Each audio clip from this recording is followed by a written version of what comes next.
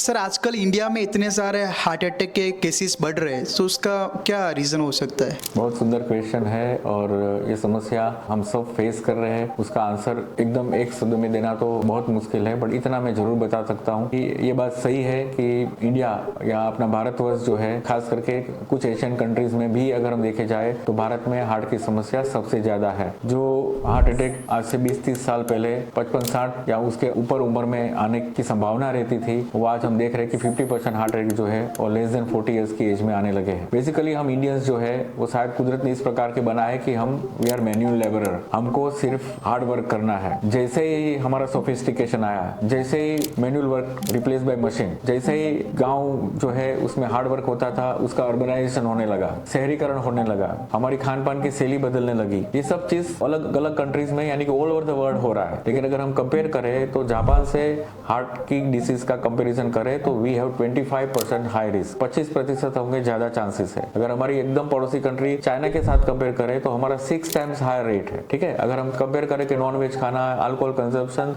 वो European countries में भी है, अमेरिकन कंट्रीज में भी है।